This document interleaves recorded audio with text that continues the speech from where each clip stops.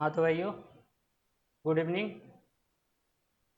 धरतीपुत्र foundation के इस platform पे आप सभी का स्वागत है।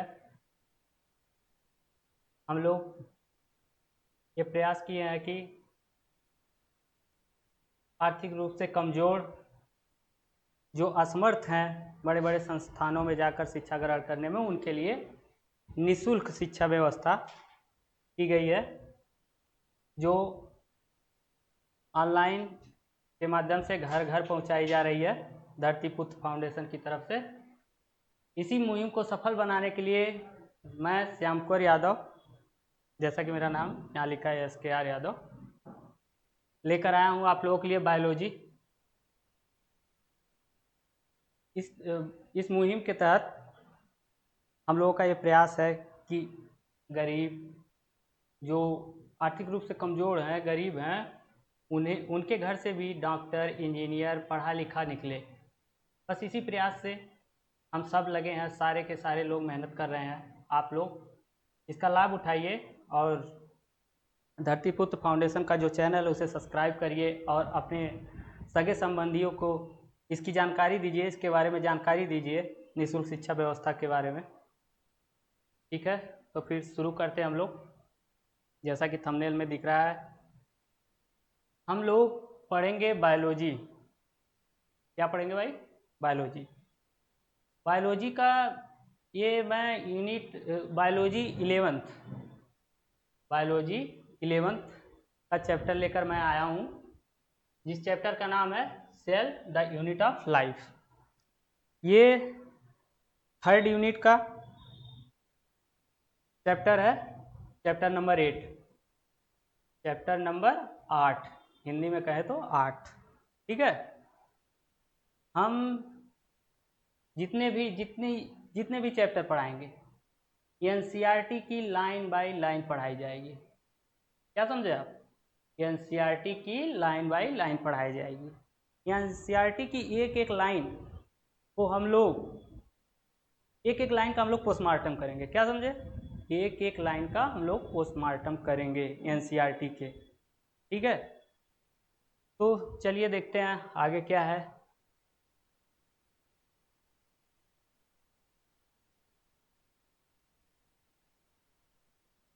भाई, अपने कुर्सी की पेटी बांध लो भाई, अब हो रही है शुरू आपकी उड़ान। यहाँ से, कहाँ से? यहाँ से। ये लेक्चर नंबर 1 है, चैप्टर नंबर 8 जो कि मैंने बता ही दिया है पहले। चैप्टर नंबर 8 का लेक्चर नंबर 1, ये रहा चैप्टर नंबर 8।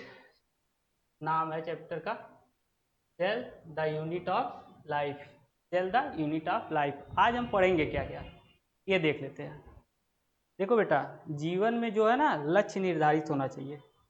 निर्लक्ष्य जो है, जिसके पास लक्ष्य नहीं है, वो कुछ नहीं कर सकता। जीवन का लक्ष्य निर्धारित होना चाहिए। और तुम बड़े बड़े लक्ष्य ना बनाओ, बहुत बड़े लक्ष्य ना बनाओ, छोटे छोटे बनाओ और उन्हें अचीव करो। तब तुम्हारे अंदर क्या आएगा? कॉन्फिडेंस आएगा। जब तुम्हारे अंदर कॉन्फिडेंस आएगा, तुम्हारी एक्यूरेसी बढ़ जाएगी, तो तुम बड़े लक्ष्य को भी प्राप्त कर ही लोगे। ठीक है, चलो आज क्या है, पहले हम लोग इंट्रोडक्शन लेंगे, भैया सेल है क्या। दूसरी बात, फिर सेल के बारे में देखेंगे, कैसे खोजी गई, क्या हुआ। फिर सेल थ्योरी पढ़ेंगे। आज के लिए बस इतना ही। ठीक है, आज के लिए बस इतना ही। आगे चलते हैं। ये रहा पेज। क्या ना भाई, तुम सबने तो बुक तो ले रखी होगी, नहीं ली है तो ले लो, नहीं ली है तो बुक जो है ले लो। बुक के जब ये तुम यूनिट 3rd खोलोगे, चैप्टर नंबर 8 खोलोगे, तो उससे पहले ये एक साइंटिस्ट हैं जिनका नाम दिया है और जिनके बारे में कुछ बताया गया हमें। इनका नाम है GN, क्या नाम है? नाम क्या है, दिख रहा है कि नहीं? अरे बताओ भैया, शांति से बैठे रहोगे? इनका नाम है GN रामाचंद्रन। 1922 में इनका जन्म हुआ था। 2001 में डेथ हो गई थी इनकी। ठीक है, इनके बारे में क्या करना है, आपको NCERT बुक से पढ़ लेना है। देखो भाई, ये जो सेल चैप्टर है ना, इसका प्रयोग आपको जीवन में जहाँ भी बायोलॉजी आप पढ़ेंगे, ये सेल जैसा वर्ड आपको हर जगह मिल जाएगा। हमारा उद्देश्य इसीलिए है इस चैप्टर को पहले पढ़ा दिया जाए, ताकि हमें पता चल जाए जहाँ भी सेल शब्द आए तो हमें पता चल जाए बात उन्हीं की हो रही है। किसकी हो रही है? सेल की हो रही है, जो हमने पढ़ रखा है पहले का। तो क्या है ना, शब्दों का बड़ा खेल होता है, वो चाहे कोई भी सब्जेक्ट हो, शब्दों का बड़ा खेल होता है। अगर आपको शब्द नहीं समझ में आ रहे हैं तो इसका मतलब आपको सब्जेक्ट आ ही नहीं रहा है भाई। शब्द समझ में आ रहे हैं तो मतलब आपको सब कुछ समझ में आ रहा है। तो ये जो सेल के शब्द है ना, ये हर चैप्टर में मिल जाएंगे, तो क्यों ना हम इसे पढ़ ले, थोड़ा आसानी हो जाएगी और चैप्टर को पढ़ने में। तो सेल को इसीलिए हमने पहले रखा है।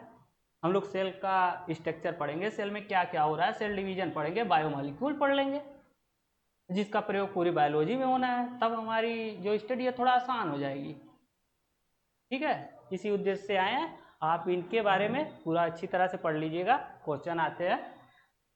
ठीक है, चलते आगे। देखो भाई, भाई देखो देखो, इधर देखो, कहाँ देख रहे हो? देखो मुझे, देखो कहाँ देख रहे हो? मुझे देखो, मैं नहीं अच्छा लग रहा हूँ क्या? लग रहा हूँ ना, तो मुझे ही देखना चाहिए तुम्हें। देखो जी, चैप्टर की शुरुआत होती है यहाँ से, चैप्टर की शुरुआत होती है यहाँ से, नीचे दिख रहा है ना? चैप्टर की शुरुआत होती है, तो हमसे चैप्टर की शुरुआत ही हमसे प्रश्न पूछा जाता है, क्वेश्चन पूछा जाता है कि जब आप लोग अपने चारों तरफ देखते हैं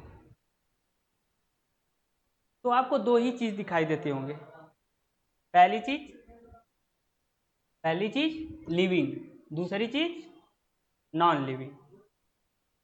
तो आपके मन में तो ख्याल आते ही होंगे, आते हैं कि नहीं भाई? वो है मूर्ख, बैठ के देख रहा है, बताएगा आ रहे हैं कि नहीं? ख्याल तो आते होंगे भाई। तो ख्याल कैसे आते हैं? बहुत लोगों के मन में बहुत सारे ख्याल आते हैं। फिलहाल तो अभी इस चैप्टर के पढ़ने के पहले ही तो आते होंगे ना ख्याल। इस बात यहाँ की हो रही है, और सारे ख्याल की नहीं बात हो रही है। मुझे पता है आज की जनरेशन भाई, तुम लोग अपडेटेड वर्जन हो, ख्याल तो अच्छे अच्छे आते हैं तुम्हारे। उन ख्यालों की नहीं बात हो रही है, बात यहाँ की आ रही है। ख्याल आते होंगे भाई, ये जो लिविंग नॉन लिविंग है क्या यार? मतलब कौन सी चीज़ है जो यार इसको लिविंग बना दे रही है और इसको नॉन लिविंग बना दे रही है? ऐसी कौन सी चीज़ है? ये ख्याल आते हैं ना, उसका उत्तर भाई मैं दूंगा तुम्हें। अगर ऐसे ख्याल आ रहे हैं उन सब के लिए मेरे तरफ से आंसर है क्या, समझे? बोलूँ मैं? उसका आंसर है सेल। शुरुआत यहीं से होती है इस चैप्टर की। देखो बेटा, बात क्या है ना, बात बड़ी सीधी सी है, मैं जान लगा दूंगा तुम्हें समझाने के लिए। और ये आशा नहीं, पूरा मुझे विश्वास है तुम्हें समझा ही दूंगा मैं, और तुम्हें समझना ही पड़ेगा। मैं समझा ही दूंगा और तुम्हें समझना ही पड़ेगा। ठीक है, तो ध्यान से देखना, इधर जितना बोल रहा हूँ उतना देखते जाना। एनसीईआरटी की एक एक लाइन कंफर्म ना हो जाए तो मुझसे कहना, लास्ट तक, चैप्टर तक। लास्ट में मैं तुम्हें क्वेश्चन दूंगा, यहाँ शून्य से लेके वहाँ शिखर तक के क्वेश्चन दे दूंगा। अगर एक भी क्वेश्चन फंस जाए तो मुझे बताना तुम, ठीक है? अरे मतलब नीट तक का दूंगा, ठीक है? चलते हैं फिर, क्या है कहती क्या है। बायोलॉजी की पहली लाइन में लिखा है चैप्टर के, वेन, जब आप अपनी चारों तरफ देखते हैं तो दो चीज़ दिखाई देती है। एक होती है जो लिविंग होती है, एक क्या होती है? एक होती है जो लिविंग होती है, और दूसरी होती है जो नॉन लिविंग होती है। लिविंग का मतलब क्या होता है भाई? है लिविंग का मतलब लिविंग का मतलब होता है जो जीवित हो, जिसमें जीव हो। नॉन लिविंग का मतलब क्या होता है? निर्जीव, जिसमें जीव हो ही ना, जस्ट लाइक योर फोन, जैसा कि आपका फोन, और ए लिविंग जैसे हम और तुम। देसी भाषा में समझा देते हैं, काहे इतना लोड लेना है। अरे लिविंग मतलब जे चलत फिरत है, जिनके अंदर जीव है, और नॉन लिविंग मतलब कुछ नहीं, जीव है ही नहीं, चेतना है ही नहीं उसके अंदर, उसे नॉन लिविंग कहेंगे। जिनके अंदर चेतना है वो लिविंग है। तो आइए देखते हैं ना फिर कैसे है लिविंग। तो हमारे मन में एक ख्याल आता है जब हम अपने चारों तरफ देखते हैं। वो ख्याल क्या होता है भाई? ख्याल ये होता है, यार ये कौन सी चीज़ है जो लिविंग को लिविंग बताती है और नॉन लिविंग से अलग कर देती है? कुछ तो है भाई, कुछ तो गड़बड़ है, कौनो तो फिरकी ले ही रहा है। तो उसी फिरकी को आज हम सही करेंगे। जो फिरकी ले रहा है, बता रहे हैं तुम्हें क्या है। वो चीज़ है सेल। क्या है वो? वो चीज़ है सेल। क्या है? सेल। जो लिविंग के पास होता है सेल, जो उसे लिविंग बनाता है, और यही चीज़ नॉन लिविंग के पास नहीं होता है। क्या? यही चीज़ नॉन लिविंग के पास नहीं होता है और लिविंग के पास होता है। एनसीईआरटी के पहली ही लाइन में लिखा है, सेल ही है वो चीज़ जो लिविंग के पास होती है और नॉन लिविंग के पास नहीं होती है। लिविंग के पास होती है और नॉन लिविंग के पास नहीं होती है। जो भी देखो, अब सीधी बात को मैं कंक्लूड करता हूँ छोटे शब्दों में, थोड़े शब्दों में। जिनके पास सेल है वो लिविंग है, जिनके पास सेल नहीं है वो नॉन लिविंग है। यार सेल तो है, मतलब सेल का मतलब कैसे होता होगा सेल? सेल दो प्रकार की होती है। सेल से बने ऑर्गेनिक दो प्रकार के होते हैं। कैसे होते हैं? ये कैसे होते हैं? जिनके पास एक ही सेल होता है। रंग बदलते हैं यार, थोड़ा रंग बिरंगी जिंदगी होनी चाहिए। क्या होनी चाहिए ना? हाँ होनी चाहिए, जरूरी नहीं सबकी हो, लेकिन जिनकी भी हो होनी चाहिए। सेल सेल से बने ऑर्गेनिक दो प्रकार के होते हैं। जो एक ही सेल से बने हो, जो एक ही सेल से बने हैं उन्हें यूनिसेलुलर कहते हैं। जो बहुत सारी सेल से मिलकर बने हैं उन्हें मल्टी सेलुलर कहते हैं। सिंपल सी बात है। यूनि मतलब एक, सेलुलर मतलब सेल। जो एक ही सेल से बने हैं उन्हें यूनिसेलुलर, जो बहुत सारे सेल से बने हैं उन्हें मल्टी सेलुलर। यूनिसेलुलर का एग्जाम्पल है अमीबा। मल्टी सेलुलर, अरे हम हैं और तुम हो, हम तुम मल्टी सेलुलर है, ठीक है। जो बहुत सारी सेल से मिलकर टिश्यू बना है, टिश्यू से मिलकर हम बने हैं, ऑर्गन बने हैं, फिर ऑर्गन सिस्टम बने हैं, फिर हम बने हैं, पूरे के पूरे हम बने। अब छोरिया समझ रहे हो कि मास्टर बस लड़कों की बात कर रहा है, लड़कियों की नहीं बात कर रहा है। तो बेटा तुम भी सेल से ही बनी हो, भले तुम पापा की परी बन जाओ, बनी तो सेल से ही हो। जिससे तुम बनी हो उसी से हम बने हैं, ठीक है। आओ देखते हैं। सेल जो है, सेल से बने ऑर्गेनिक दो टाइप के होते हैं। पहले यूनिसेलुलर,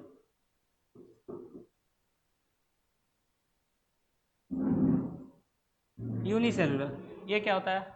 अब ये कौन सा जुलम है भाई? यूनिसेलुलर मतलब वन सेल।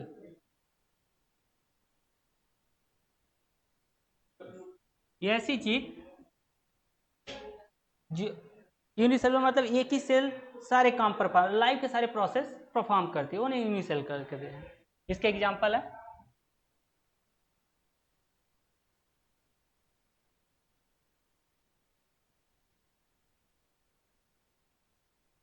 अमीबा। इसका एग्जांपल है अमीबा। अमीबा क्या है? यूनिसेलुलर, इसके पास एक ही सेल होती है। अभी ये सारी चीज़ें मैं और कन्फर्म कर दूंगा तुम्हें आगे चल के। और दूसरा होता है मल्टी सेलुलर। दूसरा होता है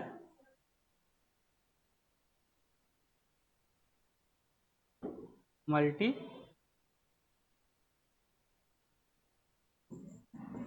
सेलुलर। मल्टी सेलुलर क्या है? कई सारी सेल से मिलके बना है। मल्टी सेलुलर कई सारी सेल से मिलके बनता है। अभी ये सारी चीज़ें तुम्हें ना कन्फर्म कर दूंगा मैं। कई सारी सेल से मिलके बनता है, जैसे कि ये ह्यूमन बॉडी हो गई, एक मैं लड़का बना रहा हूँ, कोई अपने आप को ना समझे। हाँ, ये कोई भी हो सकता है, लड़का या लड़की दोनों लोग हो सकते हैं। इसका एग्जाम्पल है अमीबा और इसका एग्जाम्पल है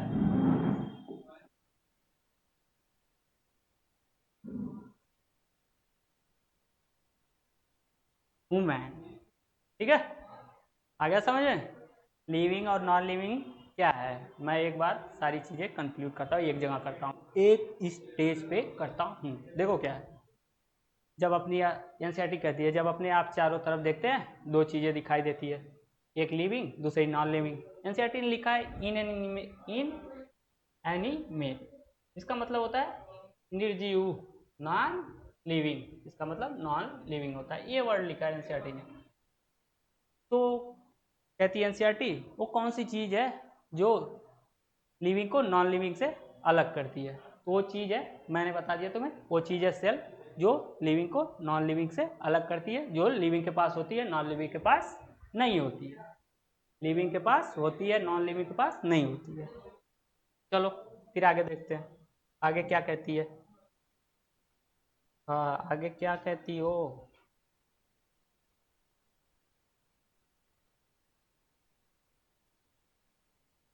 आगे ये कहती है, ये देखो आ गई एनसीईआरटी। एनसीईआरटी मानने वाली नहीं है तुम्हारे जीवन में जब तक पढ़ोगे, क्वेश्चन तो इधर से ही आने हैं सारे। तो मतलब तुम्हें वही चीज़ पढ़ना है जो तुम्हारे जीवन के लिए सफल साबित हो, जीवन में काम वही करो जो तुम्हारे जीवन में सफलता की तरफ ले जाए, उन कामों को छोड़ ही दो जो तुम्हें पीछे कर रहे हैं। ठीक है, आओ देखते हैं इसमें क्या कहता है। इसमें कहती है एनसीईआरटी वही जो मैंने बताया, वो सारी चीज़ें हैं, तुम्हें लाइन बाय लाइन दिखाऊंगा मैं कहना क्या चाह रहा है एनसीईआरटी वाला। When you look around, you see both living and non-living things. Living और non-living things देखते हो। You must have wondered and ask yourself. तुम आश्चर्यचकित होते होगे और पूछते हो खुद से, What is it that make an organism living? वो कौन सी चीज़ है जो एक ऑर्गेनिज्म को, एक जीव को जीवित बनाती, एक वस्तु को जीवित बनाती है।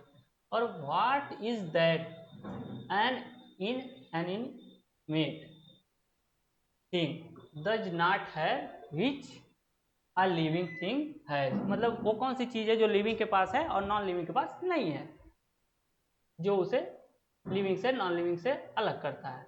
The answer is that the basic unit, क्या समझे, basic unit of life that is called cell, that is all living organism, the cell in all living organism, वो चीज है बेसिक यूनिट ऑफ लाइफ, जिसे हम सेल कहते हैं। ठीक है, आगे क्या कहती है, all organism are composed of cell, सारे के सारे ऑर्गेनिज्म सेल से बने होते हैं, जैसा कि मैंने तुम्हें आगे बताया है, पिछली स्लाइड में बता रखा है। Some are composed of a single cell, single cell जैसा वर्ड मैंने यूज किया था जिसे मैंने बोला था यूनिसेलुलर। ठीक है, आर कॉल्ड द यूनिसेलुलर, ये चीज मैंने बताई ना, यूनिसेलुलर जो एक सेल से बना हो। ठीक है, organism while other like us composed, बने हो ऑफ मेनी सेल, जो बहुत सारी सेल से बने हैं उन्हें कहते हैं मल्टी सेलुलर ऑर्गेनिज्म। ठीक है, हमने ये पैराग्राफ तुम्हें पहले समझा दिया और यहाँ सारी लाइनें हैं एनसीईआरटी की, सारा चीज देख लो, फिर मैं आगे बढ़ूँ। कोई दिक्कत हो तो बताओ मुझे। हाँ बेटा, मुस्कुराओ ना, देख लो, देख लो इधर, मुस्कुराओगे तो गड़बड़ हो जाएगा, फिर मैं मुस्कुराऊंगा तो आंसू तुम्हारे आंख से निकल जाएंगे। ठीक है, चलो आगे चलते हैं।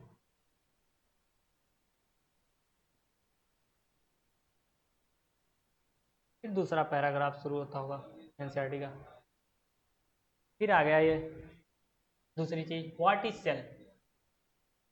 भाई सेल सेल तुम कर रहे हो कि सेल है लिविंग के पास इसलिए वो लिविंग है, ये सेल है क्या, यही बता दो तुम।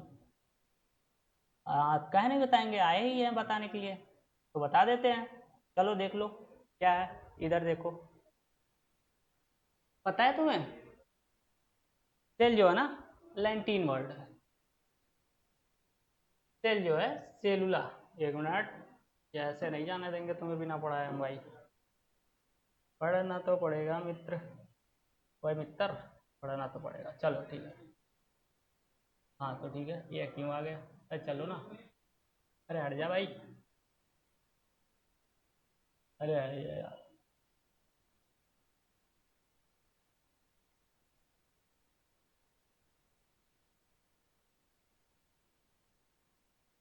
हाँ क्या हो रहा है, ये कौन से आफत आ गई यार, मैं भी बच्चा हूँ, अभी सीख रहा हूँ, तुम लोगों से बहुत अच्छी तरह से सीखूंगा, तुम सिखाना, कुछ हम सीख लेंगे। ये यार क्या हो रहा है, हाँ चलो, ये हो क्या रहा है, एक मिनट रुकना हो यार, कुछ गड़बड़ कर दिया मैंने लगता है।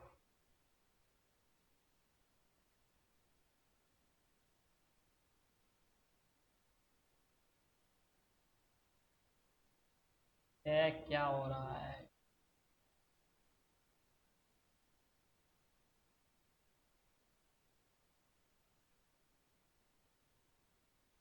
ये क्या आ गई, कौन सी आफत आ गई यार, रुको देखता हूँ मैं क्या है, क्या चीज़ है, क्या चीज़ है, हाँ ये देखो आ गई, क्या है ना यार, सीखना बहुत ज़रूरी है जीवन में हर एक चीज़, जैसे देखो मैं यहीं फंसा हूँ, ठीक है, अब मैं सीख गया, अब तो नहीं बोलने वाला, देखो सेल, सेल क्या है, सेल, सेल जो है लैटिन भाषा के, कौन सी लैंग्वेज के, लैटिन, लैटिन वर्ड है, लैटिन वर्ड से लिया गया है, लैटिन वर्ड कौन है, सेलुला, क्या है, सेलुला, जिससे सेल लिया गया है, जिसका मतलब क्या होता है, कंपार्टमेंट, क्या होता है, कंपार्टमेंट, कंपार्टमेंट मतलब रूम, कहा समझे, छोटा सा रूम, सेल का मतलब होता है रूम, छोटा सा रूम, ये देखो कंपार्टमेंट मतलब रूम, सेल जो है लैटिन वर्ड से सेलुला से लिया गया है, जिसका मतलब है कंपार्टमेंट या रूम। सेल होती क्या है, सेल की जरूरत क्यों पड़ गई, इसका काम क्या है, ये तो आत्मंगे ना ख्याल कि इसका काम क्या है, इसकी जरूरत क्यों पड़ गई, तो सेल की जरूरत इस, देखो सेल का काम क्या है मैं ये बताता हूँ तुम्हें, cell, cell is a chamber, cell क्या है, एक चैम्बर है, which separate the inner environment with the outer environment,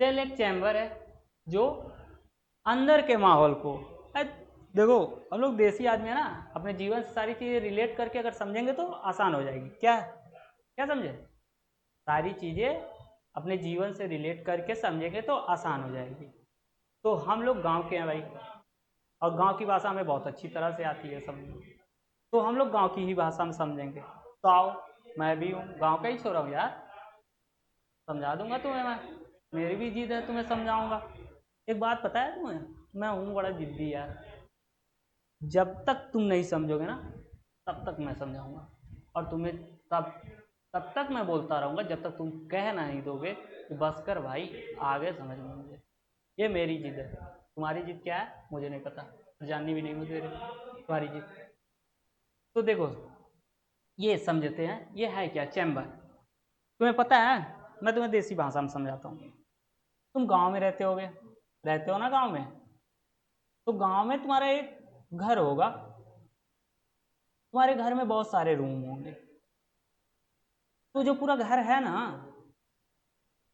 जो छोटे छोटे रूम है उसमें, वो सेल की तरह है, वो छोटे छोटे रूम मिलकर तुम्हारा घर बनाते हैं, बस वही बात इधर भी है, ये जो सेल होती है ना, छोटा सा रूम की तरह है, और ये सारी सेल मिला के एक ऑर्गेनिज्म बन जाता है, ठीक है, जैसे हम और तुम, ठीक है, वैसा ही बात है, आओ तुम्हें समझा ही देता हूँ मैं, तुम तो सीधे साधे भोले वाले बच्चे हो, ऐसे तो समझते नहीं होगे, आओ देखते हैं, देखो तुम मान लो अपने गांव वाले घर पे हो, कहाँ पे हो, गांव में तुम्हारा एक घर है, मैं घर बहुत अच्छा बनाता हूँ बचपन से,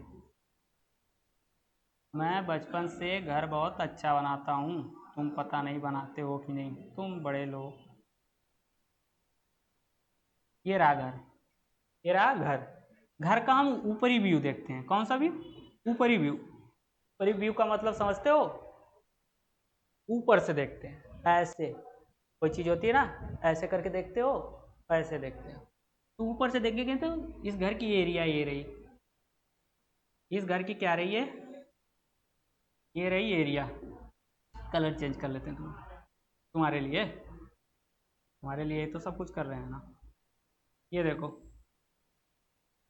ये छोटे से रूम हो गए, ये बेडरूम हो गया तुम्हारा, ये किचन हो गया, बाथरूम हो गए, लॉबी हो गई, ये बरामदा हो गया, ये देखो रूम, ये भी रूम, ये भी रूम, ये भी रूम, ये भी रूम, ये सारे मिला के एक घर बना दिए। तो जानते हो यही चीज़ जो है, ये चीज़ जो है, इसे हम कहते हैं, ये छोटे छोटे जो चीज़ है, ये इतनी, ये सेल की तरह है। और ये पूरी चीज़ एक बॉडी है, ऑर्गेनिज्म है, एक एक बॉडी है, ह्यूमन बॉडी है। मैं अच्छा लिखने की कोशिश करूँगा। ह्यूमन होता है भाई, मैं अच्छा लिखने की कोशिश करूँगा।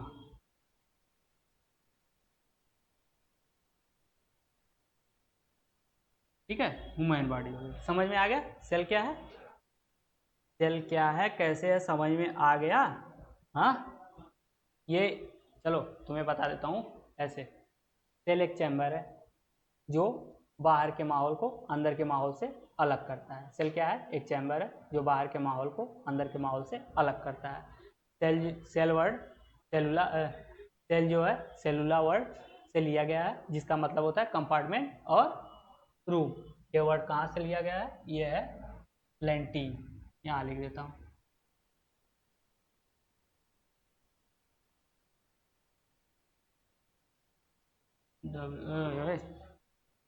मैं डर रहा हूँ क्या तुम लोगों से यार? मुझसे गलतियाँ हो रही है। मैं डरता नहीं बेटा किसी से, इस बात को ध्यान में रखना तुम।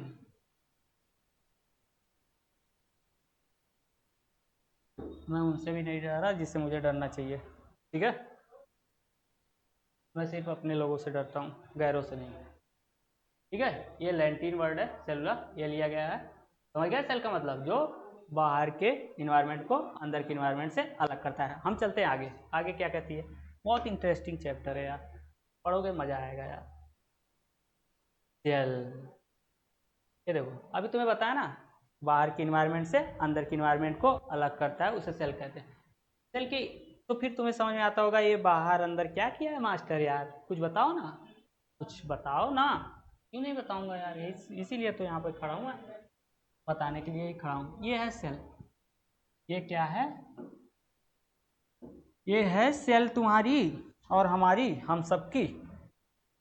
सेल हम सबकी है, कोई अपना नहीं बनाएगा इसे सिर्फ कि ये सेल सिर्फ मेरी है। हम सबकी है सेल, क्योंकि हम सबके अंदर ये पाई जाती है।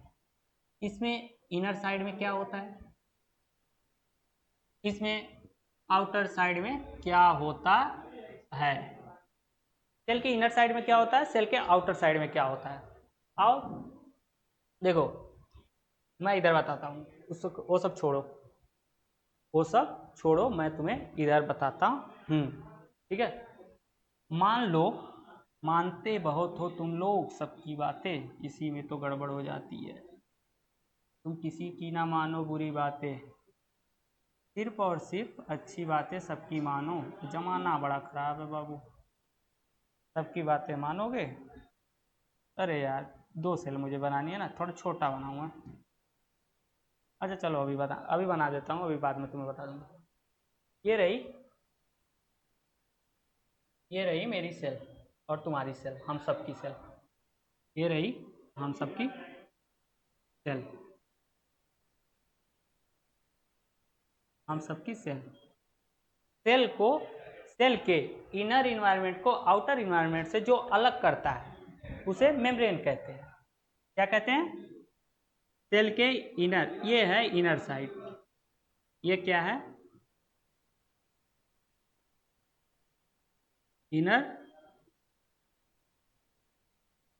मैंने बोला था ना मैं लिखने की अच्छी कोशिश करूंगा, कोशिश कर रहा हूँ। इनर साइड ये है,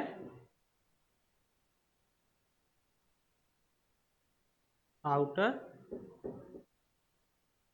साइड ये है इनर साइड, ये है आउटर साइड। इन दोनों चीज़ों को जो अलग करता है, क्या करता है, जो अलग करता है उसे क्या बोलते हैं, सेल मेम्ब्रेन। ये क्या है, ये जो है सेल मेम्ब्रेन, ये जो है सेल मेम्ब्रेन, ये है सेल, मैं लिख देता हूँ इधर,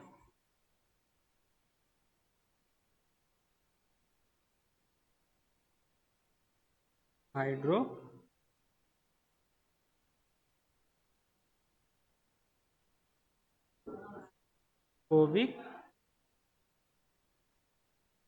हाइड्रोफोबिक बाइलिपिड लेयर या लिपिड लेयर कह दो, क्या कहोगे, हाइड्रोफोबिक लिपिड मेम्ब्रेन होती है, हाइड्रोफोबिक लिपिड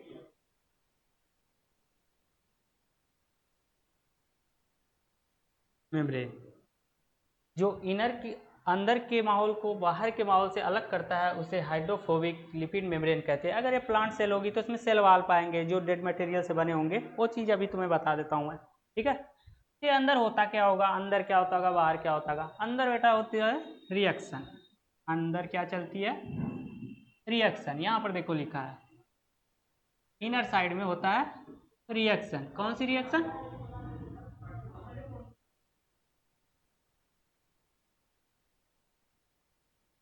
मेटाबॉलिक रिएक्शन। कौन सी रिएक्शन, मेटाबॉलिक रिएक्शन। और बाहर क्या होता होगा, अभी बाहर भी बता देता हूँ। और अंदर क्या रहता है, डीएनए प्रेजेंट होता है। डीएनए क्या करता है, ये जेनेटिक मटेरियल है जो हमारे स्टोर इन्फॉर्मेशन, जो पेरेंट से प्रोजनी में इन्फॉर्मेशन को ले जाता है, ठीक है, कैरेक्टर को ले जाता है। ये सारी चीज़ें हम जेनेटिक्स में पढ़ेंगे। फिलहाल यहाँ जान लो कि अंदर डीएनए होता है। और क्या होता है, अंदर होता है प्रोटीन सिंथेसिस। क्या होता है, प्रोटीन का सिंथेसिस होता है। क्या क्या होता है अंदर, अंदर देख लो इधर, अंदर केमिकल रिएक्शन होता है, मेटाबॉलिक रिएक्शन होते हैं, डीएनए प्रेजेंट होते हैं जो इन्फॉर्मेशन को स्टोर करता है, प्रोटीन होती है जो प्रोटीन सिंथेसिस होती है। क्या क्या होता है अंदर, अंदर होता है रिएक्शन। कौन सी रिएक्शन, मेटाबॉलिक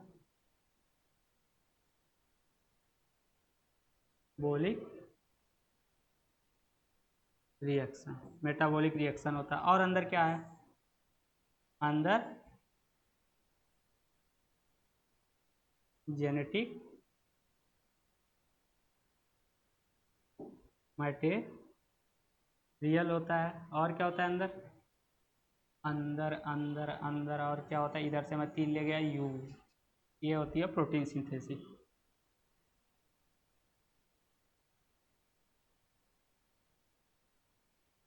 क्या होती है, सॉरी यार मैंने एक चीज़ गलत कर दी है, रुको मैं सही कर देता हूँ। मैं सही बहुत तेज करता हूँ सारी चीज़ें, जो चीज़ें गलत हो जाए मैं बहुत जल्दी सही कर लेता हूँ, ठीक है। क्योंकि गलती को मानकर उसे सही करने में ही भलाई है। गलती भी करो और मानो भी ना, ये तो एक तरीके का क्या है, फूहड़पना है। अगर आप गलती भी कर रहे हो, मान भी नहीं रहे हो, तो इसका मतलब आपके अंदर सुधार की कोई संभावना नहीं की जा सकती, ठीक है। गलती करो तो मान लो और उसे सुधार करो, यही मानव जीवन का अंग है, ठीक है। ये होता है अंदर। तो बाहर से क्या होता है, बाहर से जाती है gas CO2, oh sorry sorry sorry sorry sorry, CO2 नहीं जाती भाई, O2 जाती है अंदर, CO2 तो अंदर से बाहर आती है। अब देख लो मैं दूसरे कलर से लिखता हूँ, बाहर से आता है CO2, फिर यार मैं कर रहा हूँ वही गलतियाँ बार बार, इसका मतलब सुधार की संभावना नहीं है क्या, है ना, मान तो रहा हूँ ना गलती, तो सुधर नहीं जाऊँगा, है। हाँ तो मैं सुधर गया, देखो बाहर से आता है ऑक्सीजन O2, और क्या आता है H2O, पानी, हिंदी भी लिखूं क्या? चलो आज हिंदी लिखता हूँ मैं। पानी या ऑक्सीजन, ऑक्सीजन की हिंदी क्या है? और क्या?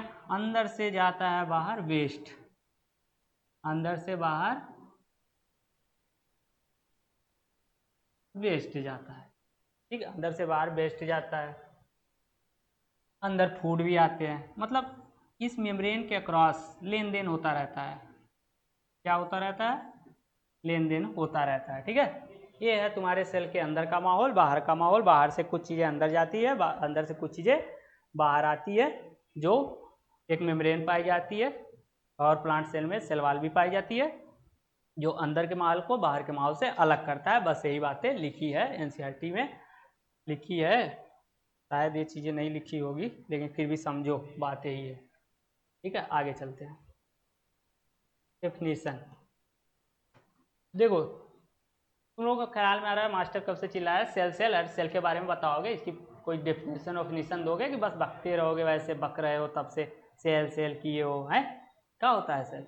आओ ना बता देते हैं सेल क्या होता है, डराते कहाँ हो भाई। देखो सामने देखो, थक जा रहे हो क्या? थको ना, जवान हो अभी, मुझसे तो जवान ही हो गए, मैं भी जवान हूँ। आओ, ये रहा डेफिनेशन। क्या है डेफिनेशन? सेल की डेफिनेशन क्या है? लोगों ने सोचा, साइंटिस्टों ने, अगर भाई सेल सेल हम लोग चिल्ला रहे हैं तो इसकी डेफिनेशन देनी चाहिए, तो उन्होंने दिया भी, जो बोला उन्होंने किया भी। एक मिनट, कुछ हो रहा है, ये रहा, अब सही हुआ। वो ऊपर से यार लकीरें फकीरें आ जा रही है, और मैं समझ नहीं पा रहा हूँ, मैं छोटा बच्चा, मैं ठहरा छोटा बच्चा। देखो डेफिनेशन क्या है? Cell is the fundamental structural, fundamental structural and और functional unit of all living organism. Cell जो है फंडामेंटल, क्या है? सेल जो है fundamental structural and functional unit है, जो लाइफ के सारे काम परफॉर्म करती है। क्या करती है? लाइफ के सारे काम परफॉर्म करती है। सेल जो है fundamental structural and functional unit of all living organism, ये सभी लिविंग ऑर्गेनिज्म का करेक्टर है, ये लिविंग ऑर्गेनिज्म का सबसे छोटा यूनिट है। तुम यूनिट का मतलब समझते हो क्या? समझ ही नहीं रहोगे, नहीं तुम समझते ही नहीं, मैं समझाऊंगा तुम्हें। तुम समझते फिर भी एक बार समझो मुझसे, अगर तुम समझते हो तो फिर भी मुझसे समझो, एक बार मुझसे भी समझ लो। मैं काफ़ी लोगों को समझाया यार, सारे लोग नहीं समझे, जो समझे हैं यार वो तो बहुत आगे निकल गए, जो नहीं समझे वो आज वहीं भी हैं जहाँ कल थे। बस हुआ क्या, मैं आज उनके साथ नहीं हूँ, क्योंकि जो मेरी बात नहीं समझता मैं उनका साथ छोड़ देता हूँ। तुम भी नहीं समझोगे, तुम्हारा भी साथ छोड़ दूंगा, लेकिन एक बात जानते हो, तुम्हें मैं समझा के रहूँगा। मुझे विश्वास है खुद पे, मैं बड़ा होके, मतलब अभी तो और बड़ा होऊंगा ना, बात उम्र की मैं नहीं करता हूँ बड़ा होने में, बात कुछ और है, तुम समझो। यूनिट का मतलब होता है सबसे छोटी चीज़ जिसका खंड ना किया जा सके। जैसे तुमने देखा होगा, तुम्हारा घर तो गांव में, मैं घर की बात कर रहा हूँ तो फिर घर की बात करता हूँ, घर के गांव में, गांव के घर में तुमने एक चीज़ देखी होगी। क्या देखा? तुमने देखा होगा तुम्हारा मकान बन रहा होगा, अगल बगल या किसी का मकान बन रहा है, तुम्हारे पड़ोसी का या किसी का, तो वहाँ कुछ चीज़ें आई होगी मकान बनने से पहले, उसी में एक चीज़ आई होगी ईंट। ईंट का मतलब जानते हो? अरे गांव में ईंट होती है ना, जिससे मकान बनते, ये रहा ईंट, ठीक है, जैसे मेरे भट्टे का ईंट, एसके का, ठीक है। ये जो है ना, उस दीवार की, पूरी दीवार की सबसे छोटी यूनिट है, इससे छोटी चीज़ कुछ नहीं है दीवार में, इससे छोटी चीज़ कुछ नहीं है दीवार में। इसका मतलब है क्या हुआ, उस दीवार की ये यूनिट है। इससे क्या बन गया, इस एक एक ईंट को मिला के क्या बन गया, ये देखो, मैं इधर से दीवार बना दिया ताकि तुम मेरे घर ना आओ और मैं तुम्हारे घर ना जाऊं। दीवार क्यों बनते हैं? जब एक दूसरे के मन में मुटाव होता है तहाँ पे दीवार आ जाती है। तुम कहते हो ना रिश्ते में दीवार आ गई है, और आजकल ऐसा बहुत हो रहा है। ये मन की दीवार जो है ना, इसे तोड़ देना चाहिए यार। मन में किसी के लिए पाप ना रखो। पाप रखोगे तो नेचर का एक नियम है, तुम जो दोगे वो तुम्हें वापस लाके वो दे देगी। ठीक है, आज खुश हो सकते हो तुम देखकर, कल तुम्हारे साथ भी वैसा ही होगा। जैसा कि यहाँ देखो, सेल जो है, ये जो ईंट है इससे एक दीवार बन गई, ये ईंट रही। सॉरी, हिंदी में लिखना ना, ये ईंट तो हिंदी में समझोगे ना। ये ईंट रही, ये ईंट है, इससे क्या मिलके बन गया? दीवार, इससे मिलके दीवार बन गई। ठीक है, इसी चीज को, ये ईंट जो है इस दीवार की यूनिट है, बस यूनिट का मतलब यही है। उसी तरह तुम्हारे जीवन, तुम्हारे शरीर की, तुम्हारे इस शरीर की, इस बॉडी की यूनिट क्या है? सेल है। ठीक इसी प्रकार से, जैसे देखो, इस ईंट को हम समझ सकते हैं सेल, ईंट को क्या मान सकते हैं? सेल। और इसको, दीवार को क्या समझ सकते हैं? दीवार मतलब बॉडी। इन छोटी छोटी ईंटों से क्या मिलके बन गए? बॉडी। ठीक है, छोटी छोटी सेलों से मिलकर, तो देखो समझाते हैं तुम्हें, ऐसे बताते हैं। देखो, छोटी छोटी सेलों से मिलकर टिश्यू बना, टिश्यू से कई सारे टिश्यू मिले तो आर्गन आर्गन बन गए, और कई सारे आर्गन मिलकर आर्गन सिस्टम बना दिए, और जब आर्गन सिस्टम बना तो हम तुम बन गए, हमारी पूरी बॉडी बन गई। बस यही बात है। अभी आगे बहुत सारी, अभी सारी चीज़ें तुम्हें बता दूंगा, अभी आगे तो सब आएगा। फिलहाल तो ये जानो, देखो, ये ईंट को तुम मानो सेल है, और दीवार को मानो तुम्हारी बॉडी है। बस यही चीज़ है, ये फंडामेंटल यूनिट है। इसमें एक चीज़ आगे लिखा होगा, तुमने देखा होगा, सेल से कम कुछ नहीं। क्या समझे? अगर सेल से कम कुछ है तो इसका मतलब वो एग्जिस्ट नहीं करता है, लिविंग में वो एग्जिस्ट नहीं करता है। सारी चीजें, देखो, सेल ही सब कुछ है, उसके नीचे कुछ नहीं, सेल के नीचे कुछ नहीं। तुम्हें मैं बताता हूँ, देखो कैसे कैसे। मास्टर बहुत चिल्ला रहा है, बातें तो बता नहीं रहा है, चिल्लाता बहुत है। बेटा चिल्ला तो रहा हूँ ताकि तुम्हें समझ में आ जाए। ठीक है, ये चीज़ें समझ लिया होगा तुमने। मैं तुम्हें बताता हूँ, देखो, सेल, अभी तुम्हें बताया ना, सेल यूनिसेलुलर और मल्टी सेलुलर होती है। क्या होती है? सेल जो है यूनिसेलुलर, मल्टी सेलुलर होती है।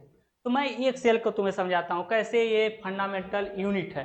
ठीक है, फंक्शनल यूनिट है। ठीक है, एक सेल, सिंगल सेल, क्या ये है?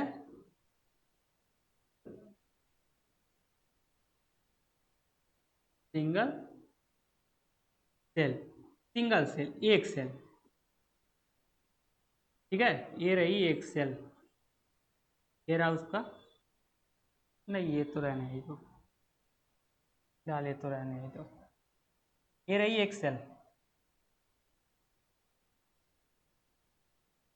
ये रही एक सेल। ठीक है, ये सिंगल सेल। सिंगल सेल क्या है? ये सिंगल सेल अपनी तरफ से पूरी सामर्थ्य है, इंडिपेंडेंट है, इसकी डिपेंडेंसी किसी पे नहीं है, मतलब ये आत्मनिर्भर है। ठीक है, ये किसी दूसरे पर निर्भर नहीं है। ये सेल जो है ये इंडिपेंडेंट है।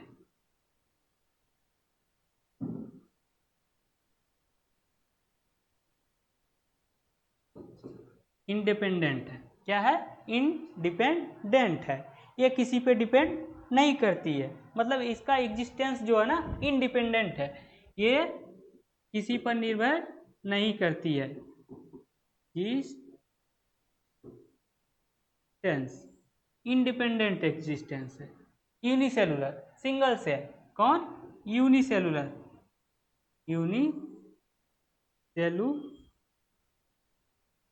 यूनिसेलुलर इंडिपेंडेंट एग्जिस्टेंस इसका होता है। ठीक है, क्या होता है? इंडिपेंडेंट एग्जिस्टेंस होता है, और ये अपने सारे काम करने के लिए सामर्थ्य भी रखती है, मतलब ये इसका लाइफ के सारे प्रोसेस ये करने में समर्थ है। ये अकेली है और सारे काम करने में समर्थ है, मतलब कि यही सरकार है और यही शासन है, सब कुछ यही है, इसके अलावा कुछ नहीं, इसके नीचे कुछ नहीं।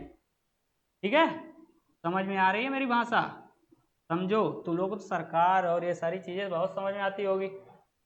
आती है सामने वालों, आती है?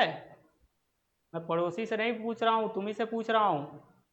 ये लाइफ के सारे function, sorry,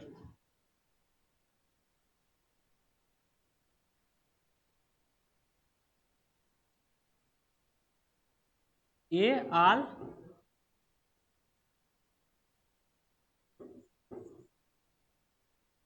functions of life पर परफॉर्म करती है, सारे लाइफ प्रोसेस को ये परफॉर्म करती है।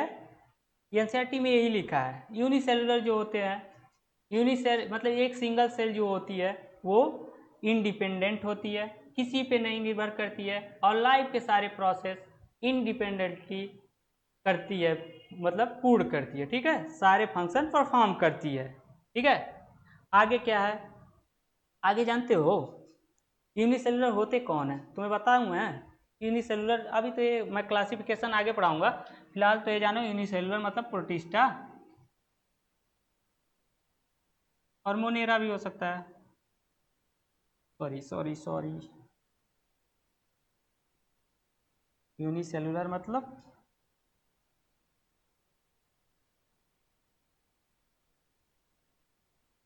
प्रोटिस्टा मोनेरा, एक में सेल वॉल होती है, एक में नहीं होती है, तो वो सारी चीज़ें आगे बात कर लेंगे। ठीक है, यूनिसेलुलर सेल इंडिपेंडेंट एग्जिस्टेंस होता है उसका, और लाइफ के सारे प्रोसेस परफॉर्म कर लेती है, इसे यूनिसेलुलर कहते हैं।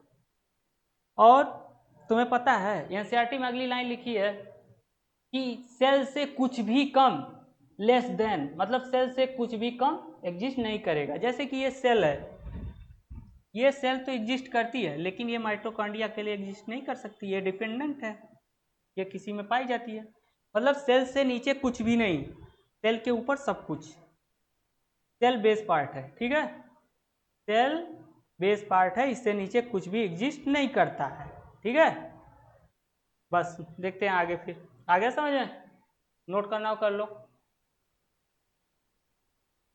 कर लो, फिर आगे चलते हैं, देखते हैं आगे क्या कहती है अपनी एनसीईआरटी। ठीक है, चलते हैं फिर आगे।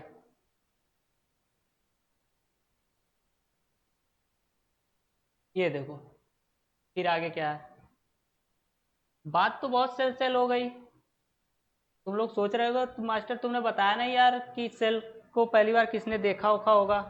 अरे होंगे यार, उस समय मैं था नहीं, कैसे बताऊं, फिर भी किताबों से देख के बताता हूँ तुम्हें कौन देखा होगा। देखो, एक थे साइंटिस्ट, एक साइंटिस्ट थे रॉबर्ट हुक। कौन थे? Robert Hooke. रॉबर्ट हुक ने प्लांट के, किसके? प्लांट के बार्क मतलब छाल होती है, प्लांट की छाल जानते हो कि नहीं? प्लांट के छाल के सेल को देखा उन्होंने। इन्होंने डेड सेल देखी। कौन सी सेल देखी? डेड सेल देखी। डेड सेल से तो अपना काम चलेगा नहीं, इन्होंने डेड सेल देखी जो हनी कॉप लाइक स्ट्रक्चर था जिसका। ठीक है, अब बताते इधर देखो। फर्स्ट सेल रॉबर्ट सुक थे, ये थे साइंटिस्ट, साइंटिस्ट का नाम रॉबर्ट सुक। फर्स्ट सेल डिस्क्राइब जो कि डेड थी, या सॉरी यहाँ पर लिखना है फर्स्ट सेल डिस्क्राइब जो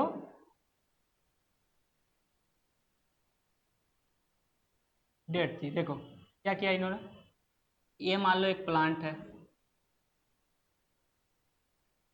पेड़ ऐसे ही होते हैं गाँव में, यहाँ भी होते हैं, शहरों में भी। ऐसा नहीं कि सारी चीज़ें गांव में ही पाई जाती, शहर में भी पाई जाती है। ये रहा प्लांट, प्लांट के बार्क में, बार्क, इन्होंने प्लांट प्लांट के बार्क को देखा, प्लांट के बार्क को देखा जो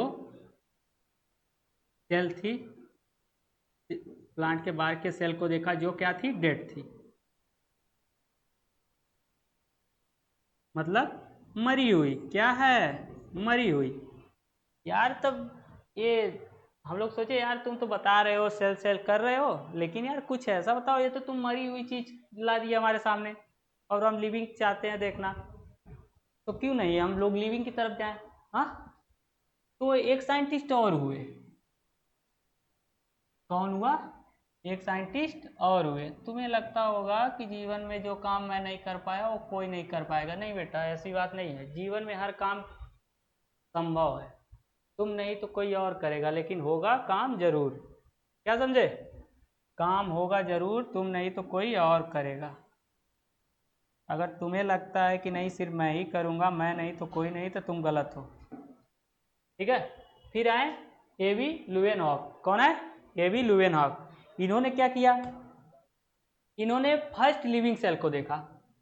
पहली जीवित सेल को किसने देखा? एवी लुवेनहॉक ने। नाम उधर है। एवी लुवेनहॉक ने फर्स्ट लिविंग सेल को देखा। इन्होंने फर्स्ट लिविंग सेल को देखा भी और उसे डिस्क्राइब भी किया, उसके बारे में बताया। फर्स्ट लिविंग सेल ये रहा, first living cell discovered by Leeuwenhoek ने। ठीक है। फिर क्या हुआ?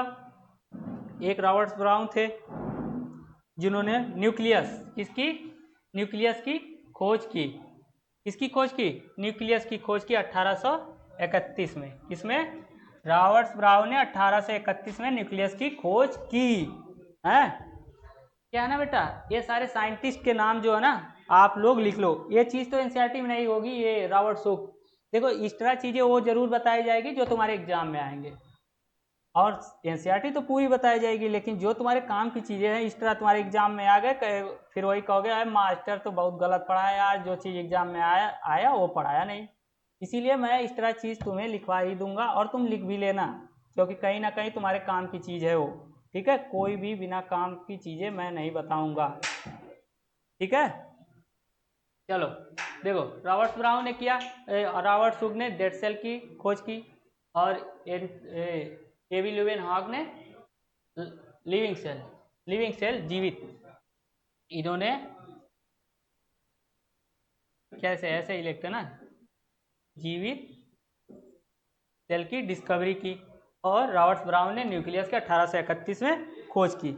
फिर क्या है ना, एनसीईआरटी में लिखा है कि एक माइक्रोस्कोप थी जिससे पढ़ा गया, सारी चीजें देखी गई। मतलब ऐसा नहीं था कि उसमें कुछ नहीं दिखता था, बहुत सारे ऑर्गेनेल्स जो होते हैं सेल के वो देख लिए गए थे उसमें, लेकिन कुछ चीजें ऐसी थी जिन्हें देखने के लिए, देखो ये जो है माइक्रोस्कोप का इन्वेंशन हो चुका था। माइक्रोस्कोप का इन्वेंशन हो चुका था, खोज हो चुकी थी। उसके बाद कुछ दिनों के बाद उसमें क्या हुआ? देखो हम और तुम सभी लोग समय के साथ अपडेट होते रहते हैं। अपडेट का मतलब जानते हो? अरे तुम बचपन में आओ हफ्का पैंट पहनते थे, अब बड़े हो गए तो पूरा पहनते हो, मतलब अपडेट हुए ना। वैसा ही इधर हुआ। एनसीईआरटी आओ, तुम्हें एनसीईआरटी बताते हैं क्या हुआ।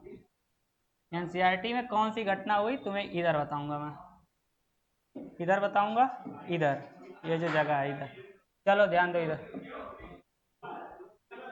एनसीईआरटी क्या कहती है? एनसीईआरटी माइक्रोस्कोप का इन्वेंशन हो चुका था। किसका? माइक्रोस्कोप का। माइक्रोस्कोप का इन्वेंशन हो चुका था, मतलब माइक्रोस्कोप का इन्वेंशन हो चुका था, लेकिन इसमें समय के साथ कुछ इम्प्रूवमेंट आया। इम्प्रूवमेंट आया तो क्या हुआ? देखो इम्प्रूवमेंट हुआ तो लगभग शायद 1950 में, शायद 1900, हाँ शायद, क्या कंफर्म ये है, 1950 में इलेक्ट्रॉन माइक्रोस्कोप आया। कौन सा? ये जो माइक्रोस्कोप है इसका इन्वेंशन हो गया। उसमें फिर इम्प्रूवमेंट हुआ। इम्प्रूवमेंट मतलब सुधार किया गया, थोड़ा और डेवलप किया गया, थोड़ा और चीज़ों को देखने के लिए थोड़ा और डेवलपमेंट हुआ। तो फिर कौन आया? Electron microscope. कौन सा चीज आया? Electron microscope. इलेक्ट्रॉन माइक्रोस्कोप है भाई। ये आया तो सेल के क्षेत्र में क्रांति आ गई। क्या हुआ? सेल का पुर्जा लोगों ने देख लिया, सेल भी शर्मा गई। केएल है देख, ये लोग क्या करते हैं आदमी लोग, मेरा पूरा पुर्जा इन लोगों ने देख लिया। ठीक है। मतलब कि सेल का डिटेल लर्निंग हो गई इनके आने के बाद। ठीक है। एक एक चीज जानी गई, समझी गई, जो फिर हमें किताबों में लिख के बता दिया गया कि बेटा देखो, सारे लोग तो देखेंगे नहीं माइक्रोस्कोप में। ठीक है। सारे लोग, अरे वो साइंटिस्ट लोग हैं, अपना वहाँ बैठ कर लोग काम ही क्या है, यही सब करते रहते हैं। तो इन लोगों ने माइक्रोस्कोप की पहले खोज की, फिर एक्सेल को पकड़ा, आओ तुम्हें नंगा करते हैं, सॉरी सब थोड़े अलग है, मतलब कि उसके सारे अंग को देखते हैं। इन्होंने सेल के सारी चीज को, एक एक पार्ट को देखा, ठीक है, एक एक पार्ट को इलेक्ट्रॉन माइक्रोस्कोप के द्वारा देख डाला, ठीक है। फिर वही चीजें हमें बता दिया कि देखो बेटा तुम तो माइक्रोस्कोप देख नहीं पाओगे, तुम्हें लिख कर दे देता हूँ, तुम इसे पढ़ के समझ लेना, ठीक है, मैं देख लिया हूँ, ठीक है। हम मतलब उन्हीं चाचा के हिसाब से चलते हैं, जो साइंटिस्ट चाचा लोग थे उन्हीं के हिसाब से चलते हैं, ठीक है। ये रहा सेल की सारी डिस्कवरी की हिस्ट्री, ठीक है। आगे चलते हैं, फिर नोट करना हो कर सकते हो 1 मिनट में, फिर मैं आगे चलता हूँ।